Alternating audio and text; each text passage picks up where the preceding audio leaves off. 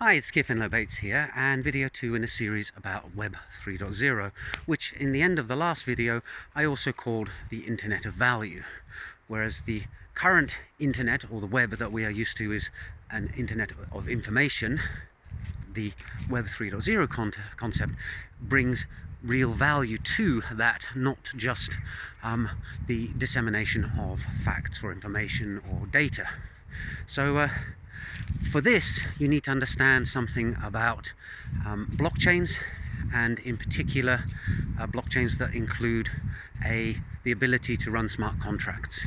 So starting off with blockchains, we have this concept of a decentralized ledger, and you can read my book, Move Over Brokers, Here Comes the Blockchain, if you want to get more understanding of the nuts and bolts of what goes on underneath. But for the purposes of this video series, what you need to know is that there's no central authority.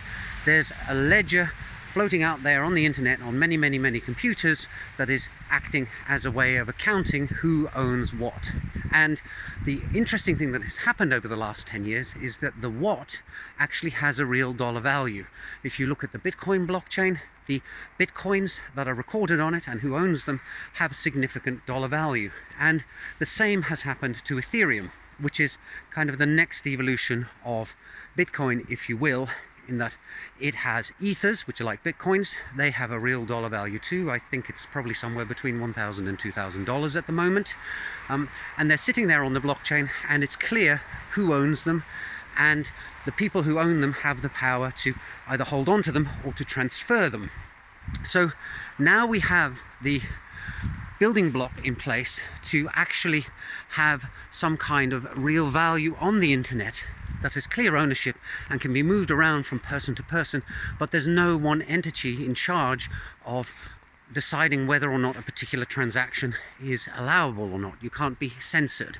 Well, you can be censored if a miner decides not to put your transaction in a block, but because you pay a bit for the privilege of having your transaction handled, at some point there will be a financial incentive for some miner out there to publish your transaction, as long as it matches the protocol.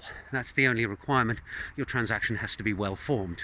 So that opened up a whole Pandora's box of opportunities and risks that we didn't see in the internet before. In Web 2.0, the risk was that you had some confidential information hidden behind a login page that somebody managed to hack and get hold of. Thinking here of database breaches, for example. So that was the risk there, and it's a pretty big risk. Now we're adding another risk on top of it, which is that somebody can actually steal real money on the internet.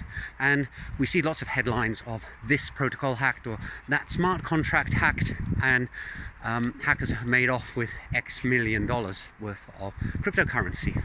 So that's kind of the dark side, but we'll move on from that because I wanted to talk about the capabilities and possibilities of this Web 3.0 Internet of Value. So if you look at Ethereum, and I'm just using it as an example, there are other smart contract blockchains out there with native cryptocurrencies that have real value, and what I'm saying applies equally to them, but it helps to have some concrete examples, especially if you want to get started as a developer. And Ethereum is probably one of the best places to start. It was the first blockchain that had smart contracts. It's public and open, and it has a good developer ecosystem that has really made significant advances over the last 4 or 5 so years. So it's a lot easier to code on than it used to. So the question then becomes, well, how is this Ethereum blockchain, say, used if you are a web developer? And that will be the topic of the next video. Bye for now.